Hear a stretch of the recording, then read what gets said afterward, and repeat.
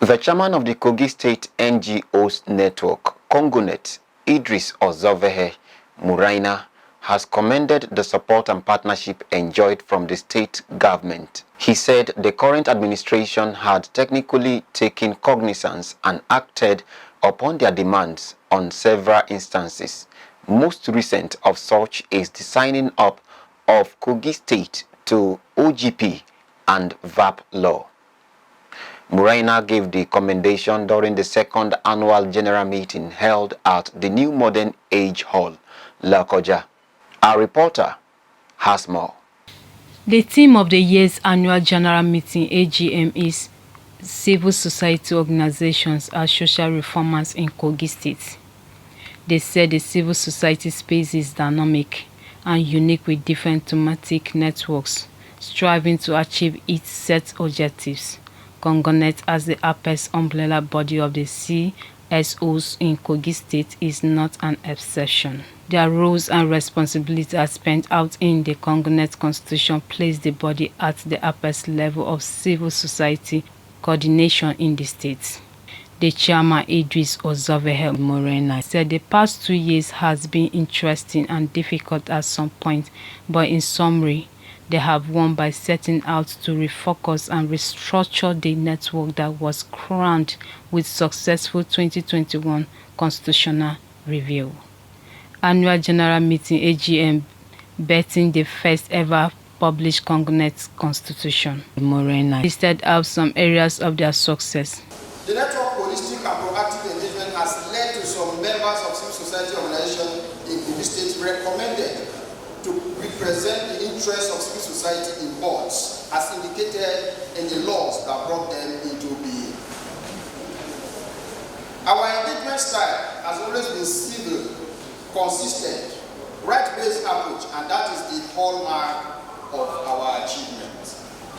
The obvious challenge we are still trying to navigate as the network serving the responsibility of creating an enabling environment for civil society to strive in the state is nothing else but funding for our members. Support and assistance from donor agencies are shrinking. The need to look inward to ensure our continuous existence and carrying out our usual activities cannot be overemphasized.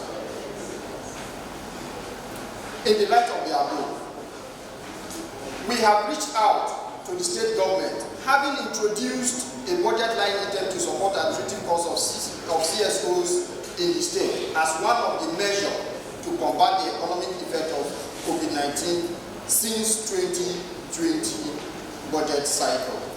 Our plea is that the state government release such funds to support the onerous task being carried out by Kogi State civil society organizations. He acknowledged the support and partnership enjoyed from the state administration of Yaya Bello that has technically taken cognizance and acted upon their demands in several instances. The most recent of such is the signing of the Kogi State to Open Government Partnership (GOP) and the Violence Against Persons Prohibition Act (VAPP) law. The Executive Director Challenge Parenthood Initiative Eunice Abimbola Agbogu gave an overview of the VAPP law, appealed to the state government to provide financial support for the takeoff and implementation. The key stakeholders that will play an important role in the implementation, they include the key Ministry of Justice, Ministry of Women Affairs, Ministry of Health, Youth and Sports, civil society, our religious leaders, our traditional rulers, various groups, women groups. These are key stakeholders that will play key role in the implementation stage. And of course, the security, the police are also very key. Media also very important because we need a voice. So we are now talking about the implementation stage of this bill, and the government, of course, also have a lot to play because funding is also very important. In order for us to be able to drive this implementation, we need funding. So the place of having budgets, lined up budgets on gender, issues, and also on VAPP, on this VAPP law, is also very, very important because money speaks. So once we have the budget, we'll be able to successfully implement this VAPP law, which is very, very key and important in this state because it has come to protect all persons, be it man, be it woman, be it the persons with disability, be it children, elderly, all forms of persons now are protected with this law. The elected executives were inaugurated and charged by the Chairman Election Committee, Stephen Salau. He urged them to deliver in accordance with the Kongonet Constitution. Is that they should build on the achievements of the past ESCO. And coincidentally, the chairman, the re-elected chairman, made some impact, very positive impact, and we are sure that he's going to build on his past achievements, and with the support of those that are with him, Kongonet will be taken to the next level. The re-elected chairman, Idris Morena, promised to deliver. I think the state should expect us to engage more, and we are going to engage for the interest of the people we serve. For us, we are at the table with government, with international organizations that are operating in Kogi State on behalf of the people at the grassroots.